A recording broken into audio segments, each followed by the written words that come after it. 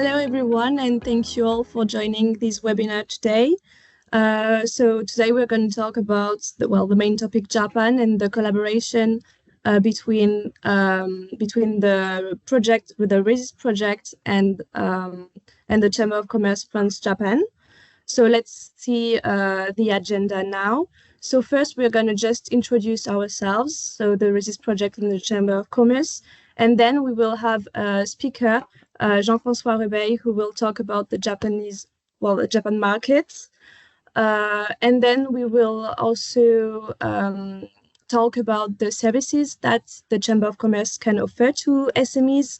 And we will also talk about the LEX ENERGY 2025.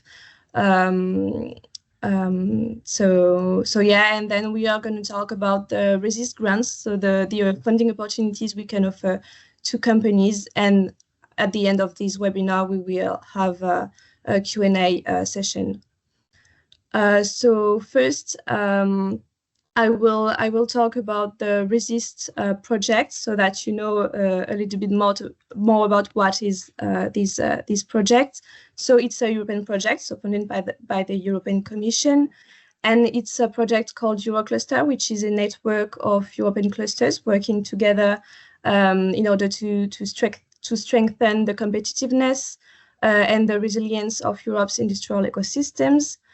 But more precisely, RESIST aims to support SMEs, startups, and very small businesses from the mobility, transport, and automotive ecosystem in their green and digital transition process, but also in increasing their level of resilience. This is a project which started in September 2022, and it will end in February 2025. Just so you know, in the project, we are 5 partners, 3 automotive clusters. So Pôle Véhicule du Futur, so us, we are coordinating the project. We are from Mulhouse, France. Then there is Seaga, a cluster from Galicia in Spain. Then Autoclass from Czech Republic. And we also are two digital and manufacturing clusters. The first one, BIZUP from Austria, and then IDEA from Zaragoza, Spain. So in this project, we have at first we had 1 million euro to distribute to companies for different activities. Like in the project, for example, we have the activity, for example, of developing innovation projects, networking, coaching, training, and internationalization. And so that's why we decided to have this collaboration with the Chamber of Commerce France Japan, because within the RESIST project, we aim to encourage collaborations with international entities to help SMEs explore new opportunities globally. And so that's why we decided to have this webinar today and to talk about this collaboration with the Chamber of Commerce. So now I'm giving the floor to Emily from the Chamber of Commerce, so that she will present the organization. Yes, I was. I'm back. Okay, yes. Thank you so much, Lauriane, and thank you, Alvaro, and thank you all for organizing this webinar with us. Thank you for being here today with us. So I'm Emily Taruel, so I'm in charge of the Business Development Department of the French Chamber of Commerce in Japan. I'm currently located in Tokyo, so it's 35 degrees outside. I wish I was in Europe right now, but still it's 4 p.m. here. And there is also Rosa present today. Rosa is in charge of our project in Europe, so Rosa is located in France. And we have the chance today to welcome Jean-François Rebeil, who is representing Reto Consulting today, and he's our specialist about energy in Japan.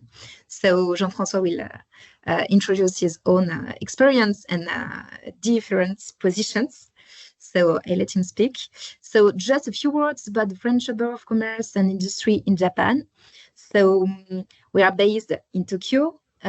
we exist for like more than a century in Japan, which explains why we have such a large network, because we have now not 600 but 700 companies members, half part Japanese and international companies, because the thing is, we are of course a French chamber, but we are private entities, so actually we are more like international chamber, as we are the biggest European and foreign chamber in Japan. So we are supporting companies from everywhere, even from South America, from Northern Europe, from any country of the world. So that's why we are here today. We are very active in Japan, and we are organizing our activity around 3 main pillars, which are like the membership, because we are organizing a lot of connections between Japanese and foreign companies in order to create a lot of business and activity and sharing knowledge.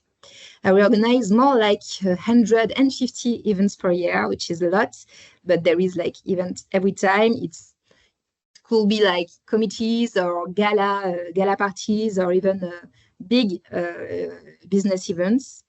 And we support companies through our services, meaning we can provide services from market analysis to settlement in Japan for any company. So we can provide them a lot of support depending on their needs. Okay, so we do have also business centers, but I will talk to it a bit later. So we can support companies to develop and to settle in Japan, as I said, to create their company and to find partners, and then to develop more and more on the country.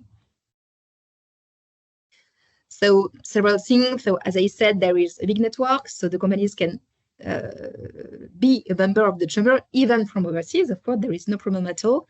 We organize also events, mostly physically in Japan, but also remotely if needed. And from my own scope business development, we can provide, as I said, services, but also why we are here today, to provide programs, sectorial programs for specific companies.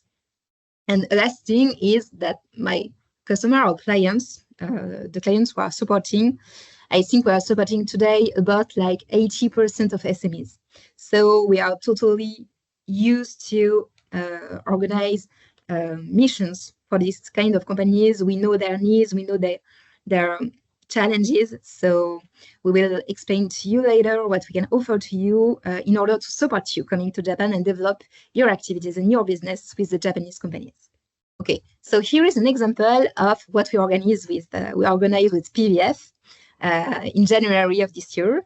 So we supported 15 companies. Actually, we had 15 participants, a full delegation of French companies. It was French at this time, but of course it could be from other countries. And we organized a full program, a full learning expedition in a full week, meaning we were able to visit this amount of companies. Okay, so we decided to follow the value chain of hydrogen in Japan. That's why we start in Kobe, because it's where the liquid hydrogen come from Australia. Then we decided to go to Kawasaki, then to Yamaha, then to, it's a Japanese institution, then to IEST, to these other companies, and then we ended up with Nissan and the French embassy. Okay, so we were able to have a full seminar about the market, and we were able to share with the economic department of the embassy about this topic. So it was very like complementary and very complete around the H2 and fuel cell. It was about parts, we'll say 70% H2, 30% fuel cell all along the trip. So we visited 4 regions in Japan. We had 5 days of trip. It was pretty intense actually, but it was like super interesting. We were able to meet 9 Japanese entities. We had 2 networking sessions, which were very interesting, one in Kobe and one in Tokyo. And we had in total 70 attendees, okay? by attendees, I mean Japanese companies and Japanese contacts. Okay, so it shows to you what we are able to create for you, what we can do in a full week. Okay, so I give the floor to Jean-François Réveillé. So Jean-François is representing Reto Consulting. So Jean-François, it's your turn. Yes, good morning, everybody. So Buenos I stop días. sharing. Guten Morgen. Let me just share my screen, if you can give me a minute. Thank you very much for giving me a chance to speak to you today about energy in Japan. This is a relatively broad and high-level overview. But if you want to look at specific elements, please stop me, or you can also ask questions in the end. It's really open. Just let me know. So a few words about myself first. I've been in Japan for 17 years. I've been in the energy field for 25 years. Used to work for the European energy company NG, gas and power utility. I also worked for a German renewable energy company, BayWa RE. So I've worked basically throughout the value chain, the entire space of energy, whether it's renewables or energy management or thermal power, and so on. And I am currently supporting European companies, primarily SMEs, who explore Japan or are already here and want to accelerate their development in Japan. So let's get started then. And the first element of today's presentation is the energy mix. On the left-hand side, you have the primary energy supply. So that's basically all the energy consumed in the country, whether it's for transportation, including automobiles, or whether it's for power generation or for industry or for households and so on. And as you can see, Japan is currently very dependent on fossil fuel, oil, coal, and natural gas. Nuclear power being only a very small fraction of that now, because after the Fukushima earthquake and tsunami, most of the nuclear reactors were shut down and not many have been restarted. So you can see that the Japanese government has a plan for 2030 to, first of all, reduce overall consumption, but also to try and be less dependent on fossil fuel. So that's for primary energy. As for the power generation mix on the right-hand side, it's also very dependent on fossil fuel. Renewable energy is a significant share now. It's 22%. But if you look at the share of natural gas, coal, and oil, we're almost at 70%. So it's quite heavy. And their plan for 2030 is to really increase significantly the renewable energy share in the power mix and try to restart a few more nuclear reactors to go to 22% on nuclear power and shrink the natural gas and coal elements. And you can see at the top of the bar on the right-hand side, hydrogen and ammonia starting to show up at 1%. We'll talk a little bit more about that, but that's still a very small amount. And then you can see some details on what is within renewable energy, hydropower, solar, wind, geothermal, and biomass. And you can see it's a significant jump to go from 22% to 36 or 38%. The seventh energy strategy plan will come out by the end of this year, and it looks at the full spectrum, supply and demand, every element of energy management and the energy policy in Japan. It's quite ambitious, and if you look at the right-hand side on the power power generation mix. I will focus a little bit more on power today. It's quite ambitious and very challenging. So we'll have to see how Japan does to meet those targets. Moving on, just briefly to give you a bit of history on the electricity market and the way it has liberalized and the way it's been deregulated in Japan. So the journey started in March of 2000, quite a while ago, but it took 16 years for full liberalization to take place on 2016, where basically individual customers, households and small shops were able to start buying power from different retailers to choose their retailers and who they want to buy power from. That's true for electricity as well as gas, with a little bit of a lag on the gas side. Now we are in the phase where we have actually gone one step further. The transportation element and the production element have been completely split, and that's what we call debundling. So debundling transmission, distribution, and power generation, which helps the market open fully. When the market opened to retailers, it triggered really a major influx of retailers. Many of them have suffered over time and disappeared. So now those who remained are those who can survive the ups and downs of this industry. There's also a power exchange for power trading. It's building up strength and volume. It started in 2005, but now really accelerating. It's called GPX, and the global players are present here. You know, the European energy companies are here trading power on the GPX market. Moving on to prices, now you can see how prices have evolved between 2010 and 2022 on this chart.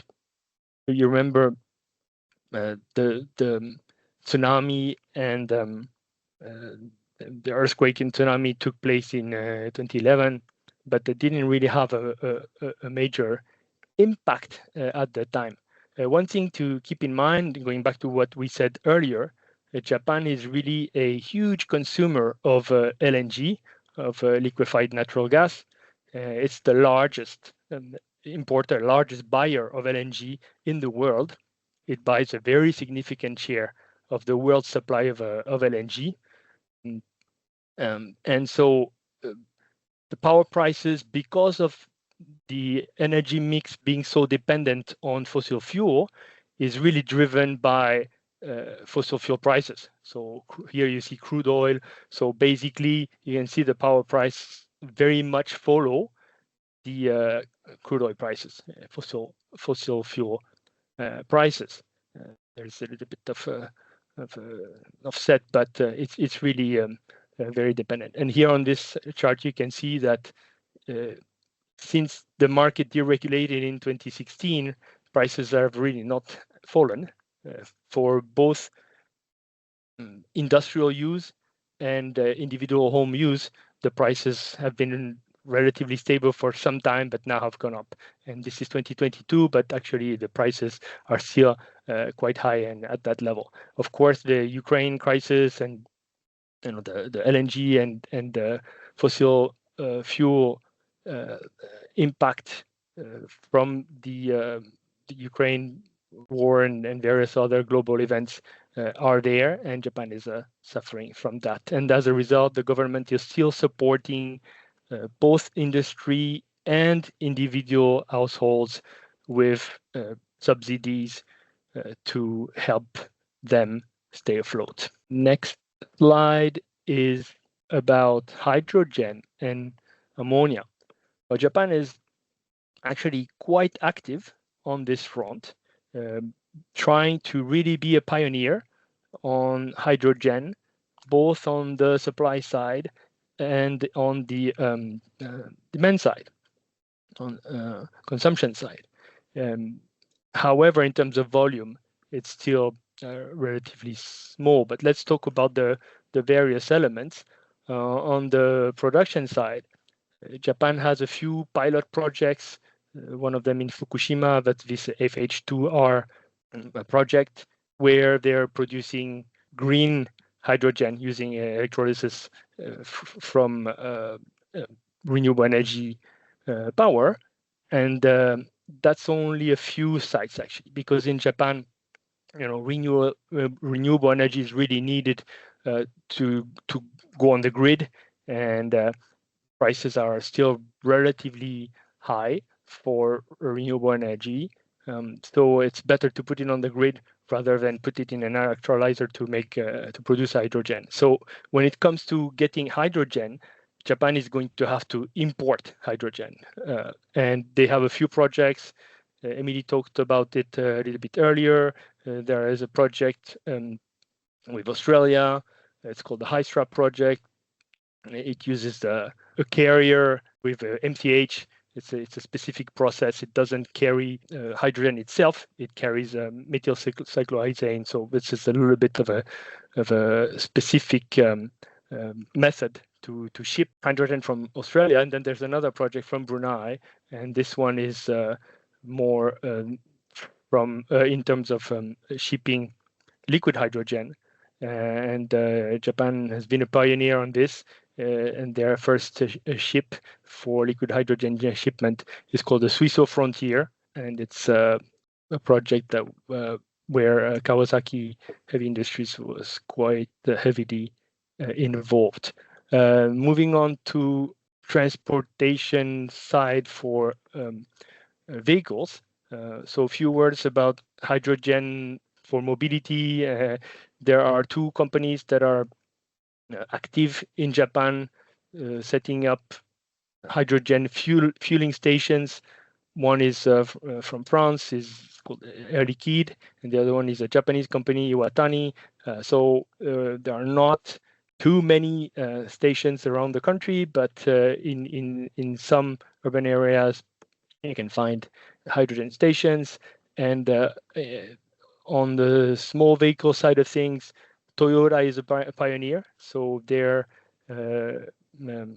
Mirai car is one of the leading option for hydrogen vehicles. Honda is also involved. But basically, Japan, just like many other countries, thinks that hydrogen will be better used for heavy transport, meaning trucks, but also maybe for public transportation, buses, maybe at some point also trains. So that's the mobility side of things. Then in terms of fuel cell for power generation, this NFARM system has been available since 2009. You can see how many have been used on the right-hand side, almost 500,000. That's many, and then that's not too many considering the size of Japan, but it is there. Hydrogen used for power generation at individual homes and houses. More importantly, Japan really wants to use hydrogen to produce power, and also in industry, in steel making and heavy industry and so on. So a few words about power generation. They want to be able to co-fire it in gas turbines with LNG or other fuels to produce electricity, but also they want to be able to use ammonia this time to mix it with coal and co-fire ammonia and coal in coal-fired power plants, because that's one way for them to decarbonize their thermal power production from coal-fired power stations. However, the challenge in all this is, what kind of hydrogen they're using. Because if the hydrogen comes from Australia or from another source, but it's really not green hydrogen, if it's brown hydrogen or blue hydrogen, basically if it's made from fossil fuel, then it really doesn't help too much bring emission levels down. Also, the overall cost and efficiency of the entire chain is a bit of a question mark, because when you have to ship hydrogen or ammonia from the other side of the world, the cost is significant, and you lose also a lot of energy in that process. So that's where Japan is, quite active, but still many challenges. We'll have to see what happens for green hydrogen production to increase on a worldwide basis. So there's more green hydrogen and green ammonia available to come to Japan. Moving on to renewable energy. So Japan really started developing renewable energy sector after Fukushima, and the specifically solar really accelerate in 2011, 2012, where they started a subsidized system, a feeding tariff, FIT process. So basically a fixed tariff, but they started with a very high subsidies. And so the prices for renewable energy, for solar energy originally in Japan were very, very high, much, much higher than anywhere in the world. Now they have reduced the subsidies and the feeding tariff to much lower levels. And so the gap between the rest of the world and Japan is smaller. They have moved to a feeding premium system where they pay a premium on the market price, on top of the market price.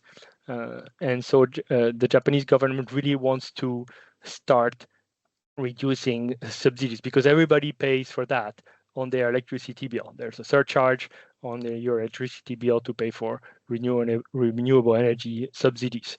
So solar and also onshore wind is actually getting more and more challenging. There's not too much space. The prices are lower. The cost pressure is significant. And so now the big opportunity for Japan is offshore wind. Japan has obviously a very interesting card to play there. The wind is pretty good in terms of wind velocity. The wind resources are pretty good. However, the depth of the ocean falls pretty quickly. So if they want to go where the wind is high, they may have to go where it's very deep, and therefore probably will have to have floating wind, not bottom fixed wind farms, but floating wind farms. Having said that, so far Japan is just starting. They only have 280 megawatts of offshore wind operating, but they already started their auction framework with round 1 in 2021 and round 2 at the end of 2022, and round 3 the results will be known later this year. Some global players, especially RWE from Germany and Iberdrola from Spain, have actually been awarded some of the projects along with their Japanese partners, but the Japanese players are still very, very dominant. But it'll be interesting to see how things play out. Also knowing that it's an opportunity for global players, because Japan doesn't have a wind turbine maker, a local Japanese wind turbine maker, so they depend on the global equipment manufacturers, and also for a lot of the services and the equipment needed to install the turbines, to lay out the cables, and install the substations and so on. The European companies and the global companies are very experienced, so Japan needs really help from global players in order to catch up on that side. So local supply chain is still challenging. Japan is going to have to build it up. The project size is relatively small, which is not very positive, because the smaller the size of the project, the higher the cost, individual cost. As I said earlier, floating will play a key role. They will expand to their economic zone beyond their territorial waters to go further where the wind is stronger, but for that they will need floating wind. Last but not least, because feeding tariff and feeding premium is really not sufficient to get the proper payback on the project. Corporate PPAs, corporate power purchase agreements, will be an important revenue stream for developers to make things work financially, and so it's going to expand significantly, not only for offshore wind, for renewable energy in general, but in particular for offshore wind. Should have mentioned at the beginning that Japan's goals are actually quite ambitious. They have targets of 10 gigawatts by 2030 and 30 to 45 gigawatts of offshore wind only by 2040. So you see where we start. Currently, 280 megawatts, all the way to 45 gigawatts. That's a significant jump, and we will have to see, how fast they can make that happen. Moving on, just briefly to talk about energy efficiency, because we talked a lot about the supply side, but it's important to talk about the demand side as well. Japan still has a challenge on the energy efficiency side of things, because although it's an advanced economy with a lot of high efficiency equipment and high efficiency infrastructure, it still has a long way to go on buildings, and especially individual houses. Individual houses in Japan have very poor insulation. They're primarily built with wood, and so there's a lot of information that is wasted. Sorry, a lot of energy that is wasted. So standards are increasing, and the government is really pushing hard on this. You can see that they in the 2 decades between 90 and 2010, energy efficiency improvement was not very high, but their goal for improvement between 2012 and 2030 is actually much higher. So with all new buildings being built with higher standards, hopefully they can reach that. Okay, a few words about Osaka 2025. Japan next year will be organizing the International Expo in Osaka. It's a major event. It's expected to bring close to 30 million visitors. It will last 6 months from April to October. There will be some theme weeks, many of them around SDGs, biodiversity, and sustainability, and so on, but also more broadly, cultural, technology, and so on. So what you see here, I'm not going to go over this in detail. I'll let you have a look at the presentation material separately, but Japan is trying to really use this expo as a showcase for sustainability topics, whether it's the use of renewable energy or whether it's recycling materials. Actually, all the pavilions and all the infrastructure that will be built on this island. This is an island, Yumeshima. Shima is the Japanese word for island. So everything that's built there for the expo will have to be removed, decommissioned, and the site will be left, without any infrastructure when the expo is finished. So it has to be temporary, recyclable, and so on. They will use renewable energy. They will use ammonia.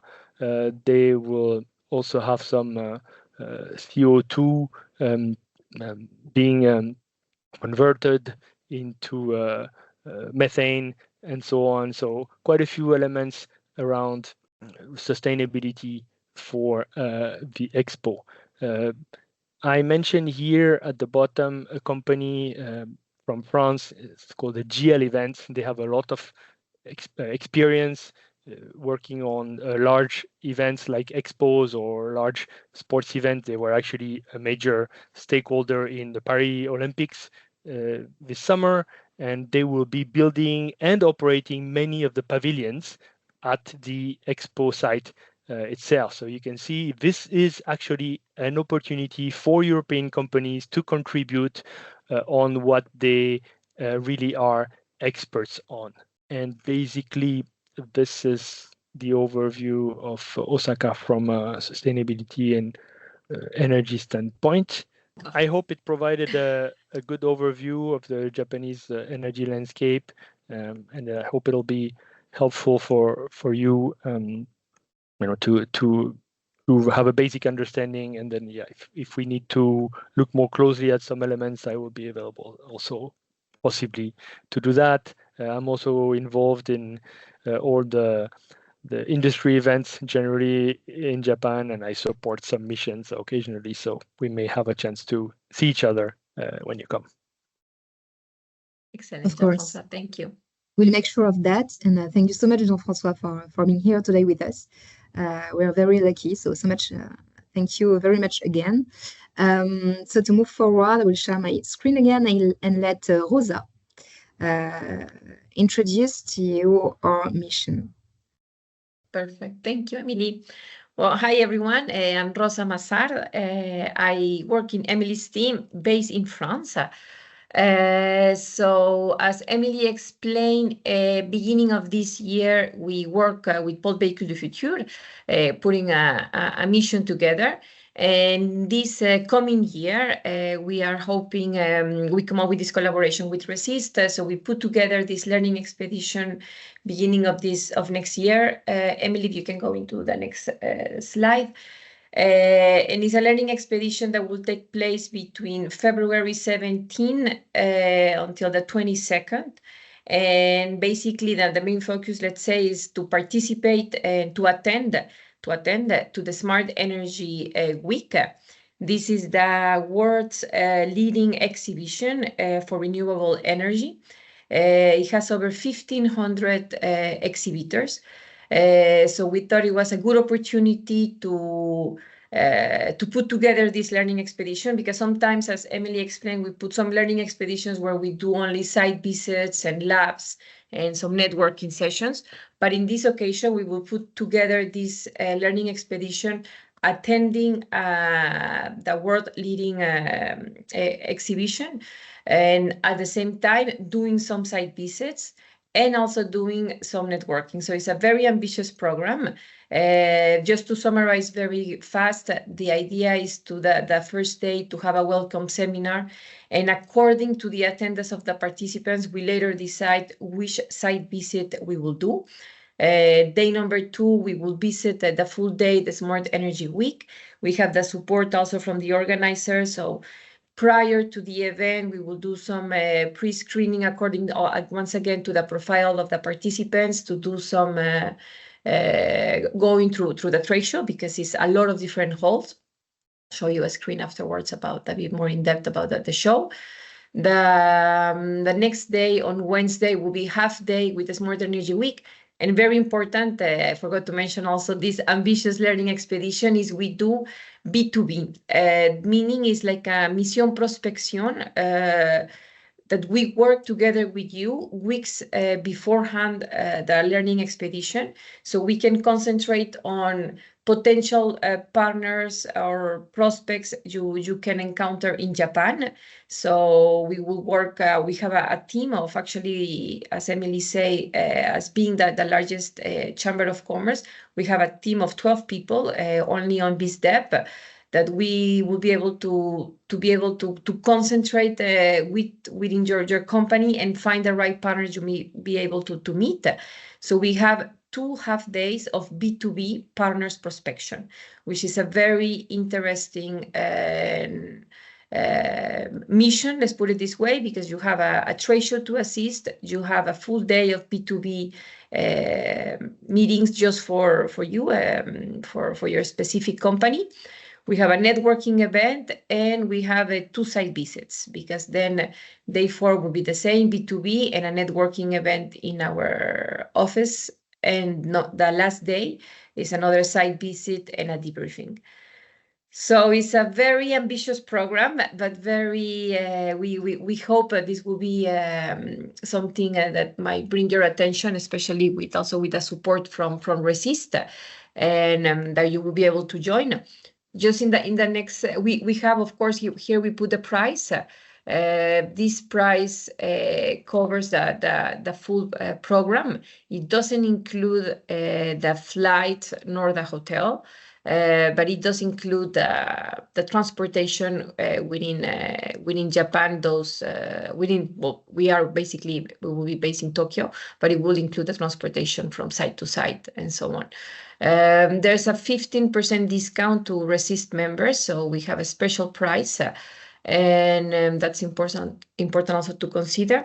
And in the next slide, Emily, if you can pass, it's just once again, this is the world's leading exhibition on renewable energy. It has over 1,500 exhibitors from over 30 countries, and visitors are from over 60 different countries around the world.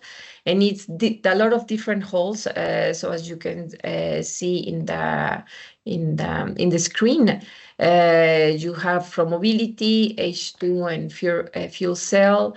You have the PV Expo, the Battery Japan as well for EVs, also for mobility, the Smart Grid, the Wind Expo, biomass, and Zero E-Thermal. So it's according to the attendance of this mission, we will of course take the time to do the screening through the salon, and you will have some time also for yourself to do your own meetings. So voila, this is it. I will give back the floor back to Oriane, sorry, and she can explain you a little bit more about the grants that RESIST can do. And we look for, no, I'm sorry, I made a mistake. Emily will discuss very briefly about other services we can offer. Sorry for that. Yeah. Yeah, thank you, Rosa. So you said the most important, the thing is that this whole program is made around the Smart Energy Week, which is the most important. And as you can say, there is a show into the show focused on mobility. So formally it was like FC Expo, but there is like booths and actually a whole place focused on H2, FC, and batteries. Okay. The batteries. So, yeah. So that's why it's super interesting for mobility sector to come at this moment. Okay, so I can move forward. So I'll be quick actually, because I think the most important now, we know the price and all the program is to focus on to RESIST support. Okay, so just some facts and data about the chamber and the other services, because you already know the most important. Of course, we are a network, so we build bridges between Europe and Japan. Here is our values, so service, community, openness, and pioneer, because we are always creating services in order to support companies and Europe creating more business activity with Japan, which is not so easy, because Japan, is kind of focused on Japan. So we have to be very active in order to open the doors and to find the opportunities for you. We own 4 offices in Japan, so which is super interesting because it means we are active not only in Tokyo, like most of the chambers, but through Japan. We have offices in Tokyo, in Osaka, in Nagoya, and in Fukuoka. And in three of these 4 offices, we have business centers, meaning we are currently hosting 50 companies and 70 people. Okay, so it's part French and international companies settling into our offices. Some info about our benefactor members, showing you that it is a lot of big companies supporting us, French and international ones, of course, Japanese ones, obviously, already said. So our team of business development is to support delegation from all of the countries, as I said. So we are relying into a lot of partners. So there is the embassies, French networks, but we are also a founder member of the European Business Council, which is another proof that we are very like motor, I don't know how to say that in English, but we are very proactive into the European network. Okay. So now, Jan, you can maybe introduce your funding and explain how you can support the companies. Okay, thank you, Emily. Well, actually, I will give the floor to Alvaro, who is my colleague and who is working in RESIST in the international part. So Alvaro, if you could present the funding opportunities. Perfect. So good morning, everyone, and thank you very much for your time. Thank you all the speakers, Emily, Rosa, Jean-François, Oriane. So let's move on very quickly with the research opportunities for internationalization. I post on the chat the link for the cluster submission platform, the official website where you can apply for these grants, where all the different opportunities that during the webinar has been discussed could be found and could be granted by RESIST. We move on to the next slide, please. Okay, so our internationalization open call from RESIST is gonna be open until the end of December. We have several financial support for third parties grants to SMEs from the automotive, transport and mobility European ecosystem. So those SMEs that they are interested in internationalization activities in non-EU countries outside from the EU, third countries, as Japan, could use this internationalization open call in order to attend to events or expeditions as the ones that they were offered today by the French Chamber of Commerce in Japan, in order to attend to these events and also to finance the transportations and the accommodations. So who can apply? As we discussed today, those SMEs that are working on the mobility, transport and automotive ecosystems, but in a wide concept, in a broad concept. So if you have several relationships or your clients or providers are related with this ecosystem, for example, you could be a technological company, but you are focused on the transport ecosystem or in energy ecosystem. So you have also the chance to apply to those fundings if you can argument that you have a strong and hard in that case input to go to Japan for these expeditions. Related the eligible activities, first of all, with this run we can finance the attendance to exhibitions and trade fairs, except the booth cost. We are not covering the booth cost. Also the attendance to conference and forums, and the attendance to trainings or events in internationalization. And finally, also the participation in matchmaking events and meetings with potential customers or suppliers. The eligible cost also could be the registration fees of these events and also the transportation with different methods as air, flights, trains, buses, tickets, and so on, and also the accommodation cost of the hotels and the subsistence in order to develop your trip. These internationalization vouchers are up to 2,000 euros. You can justify this money with your budget.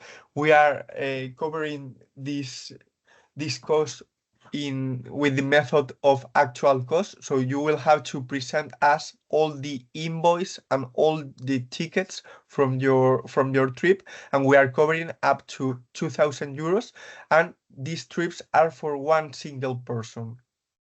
And just to finish and to wrap up this presentation, if you are interested, for example, on the several opportunities of trips that our colleagues from the French Chamber of Commerce are offering today, you will have to access to the link that we have post on the chat in order to access to the internationalization resist open call in the cluster submission platform. That it's a platform created in order to gather several open calls from several Eurocluster that are projects focused on the competitiveness of SMEs. So if you access to this platform, you will have the chance to check the internationalization open call. Everything is very simplified and easy and straightforward and is user friendly in order to fill a simple application form with an administrative data section. Also, the part where you have to explain which is the event that you are interested. In the case of the missions to Japan, you can put that you are interested in those events, and also put the venue, where is the country, where are the dates. And finally, you will have to submit several declarations of truthless data processing and SME condition, and to fill up the resilience check. Finally, you will submit your application and you will receive automatically a confirmation email in your inbox mail. So also in this platform, you will have other RESIST open calls that at the moment are open. So we suggest you to explore the cluster submission platform. There is also other Eurocluster projects for other industrial ecosystems. So if you are interested in EU funding opportunities, the cluster submission platform is your place. So with this, we finish the presentation. Thank you very much for your time. And if you are interested on RESIST, well, here we have another slides from the cluster submission platform. And finally, we will resolve your application on November and on December. And now, if you have any questions about the cluster submission platform or the internationalization open call, I'm here to solve your questions and doubts. Thank you very much. Thank you very much, Alvaro. And also thank you to Emily, Rosa, and Jean-François for your presentation. So now it's time for the questions.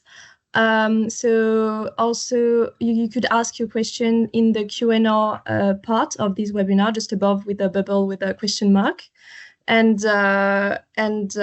regarding funding opportunities, regarding Jean-François' presentation, and also regarding the Chamber of Commerce services, etc.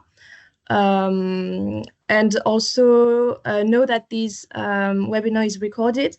So after this webinar, you could receive the link to this the recorded webinar in your emails, and also you could find it in RESIST's LinkedIn and also the Chamber of Commerce websites.